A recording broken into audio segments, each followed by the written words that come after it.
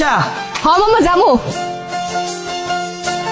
কি খেলা দেখাইলি রে বিলকিস, শিখলাম। বিলকিস? এই বিলকিস কে বাবু?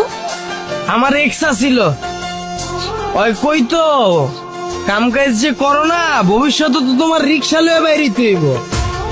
এখন শুনছি ওই বলে রিক্সা লয়ে বাইরিছে, মায়া লাগে রে বিলকিস। উঠো উঠো, আরে ধরো ধরো ধরো ধরো, তুমি শাড়ি পরছো না, উঠতে কষ্ট হইব, আমি আগে উঠি। আসো জান আসো, সাবধানে, ব্যথা পাও নেই তো? যাও যাও।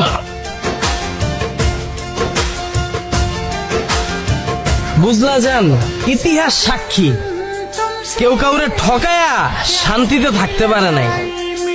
পরিস্থিতি এক সময় না এক সময় হাতে হ্যান্ডেল আর পায়ে প্যাডেল ধরাই দেয়, আর অনেক সময় হাতে থালাও ধরাই দেয়। আল্লাহর কি লীলা খেলা, দেখেই মজা লাগতেছে আমার। কি বলতেছো জান এগুলা? আমি কিছুই বুঝতেছি না। তোমার বোঝা লাগবো না, যার বুঝার হ্যাঁ ঠিকই বুঝতেছে।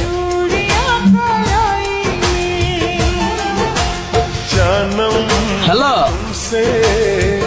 হ্যাঁ বন্ধু ক, রিক্সায় উঠছি। কি কস? বিলকিসের রিক্সা চালাইতে দেখছস? আরে হ বেটা, আমিও দেখছি, মায়াটা পুরা মান সম্মান সব খাইয়া দিছে। হ্যাঁ মামা, রাখ রাখ রাখ। আরে বিলকিস, রিক্সা লইয়া বাইরিছস, মাইনসে আমারে ফোন দিয়া হুনায়।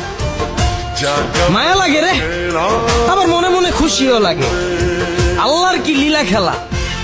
এই বিলকিস আমারে কইছিল তোর প্যাডেল মাইরা খাইতে হইব।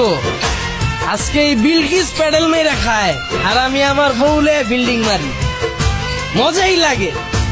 কত বুঝাইছিলাম, বিলকিস আমারে ধুইয়া যাইস না বিলকিস, একদিন পস্তাবি, আমি একদিন সফল হমুই, তখন তোরা রানীর মতো করে রাখমু। আমার কথা শুনলি না, আমার ছেড়ে গেলি গা। আজকে দেখ তোর থেকে আমার বউ সুন্দরী। কিসে পানি খাবো? হাই দাঁড়ো হাই দাঁড়ো দাঁড়ো তো।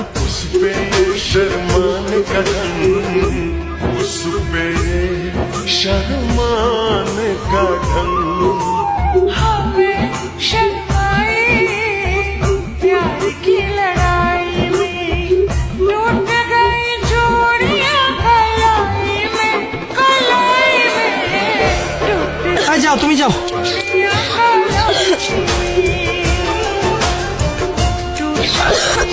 লজন পানি খাও। ঠিক আছে? হ্যাঁ জান ঠিক আছে। আল্লাহ রে, টেনশনে পড়ে গেছিলাম।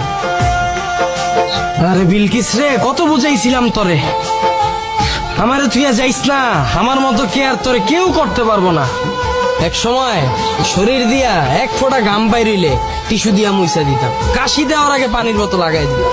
আর এখন এই বিলকিস রইদে রইদে খেপ মারে, পানির বোতল যে একটা রিক্সায় রাখবো জায়গা নাই। আহারে মাওলা, বেঈমান গুলারে তুমি এমনি ভাতে মাইরো না, প্রাণে সয় না। কিলো আইসা বসছি। ও আয়া পড়ছি, ও জান আয়া পড়ছি। ল তুমি যাও, আমি ভাড়াটা দিয়ে আইতাছি। হ্যাঁ ঠিক আছে।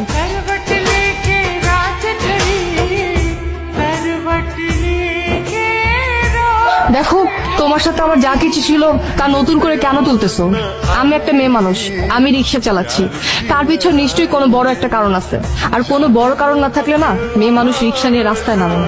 তো কি হয়েছিল ওই দিন? তুমি আমার ছেড়ে চলে গেছিলা কেন, আর যোগাযোগ কেন বন্ধ করছিলা? তুমিই বলো, আমি কোনো শান্তিতে ছিলাম?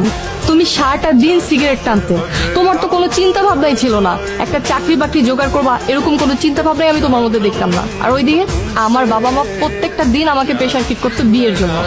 আমি তোমাকে কত কথা বলছি, কত বোঝানোর চেষ্টা করছি, তুমি কখনো আমার কথা শুনছো, আমার কথা বোঝার চেষ্টা করছো? আর কি বললো? আমি তোমাকে রিক্সা চালাতে বলছি। আমি তোমাকে কেন রিক্সা চালাতে বলছি? কারণ তুমি কোনো কাজকর্ম করতে না, তুমি কোনো কিছুতে সিরিয়াস ছিল না, এই জন্য আমি তোমাকে রিক্সা চালাতে বলছি। সবই ঠিক আছে, আমি বুঝলাম। তুমি আর কিছুদিন তো ওয়েট করতে পারতা, তাহলে তো আজকে তুমি রাজরানীর মতো থাকতা। তুমি সফল কেন হয়েছো জানো? আমার জন্য। আজকে আমি যদি তোমাকে ছেড়ে না চলে যেতাম তাহলে তুমি সফল হতে পারতা না। তার একটাই কারণ যে তুমি তোমার লাইফে কখনো সিরিয়াস ছিলে না, আর সেটা আমি বুঝতে পেরেছিলাম। আমি জানতাম আমি যদি তোমার লাইফ থেকে চলে না যাই তুমি কিচ্ছু করতে পারবা না, তাই আমি তোমার লাইফ থেকে চলে গেছি। আর তাছাড়া আমার অন্য কোনো উপায় ছিল না। আমার বাবা আমার পছন্দের ছেলেকে আমার বিয়ে করতে হয়েছে, তাই আমি আমার বাবা আমার পছন্দের ছেলেকে বিয়ে করছি। আচ্ছা ঠিক আছে, আমি তোমার সব কথা মাইনা নিলাম।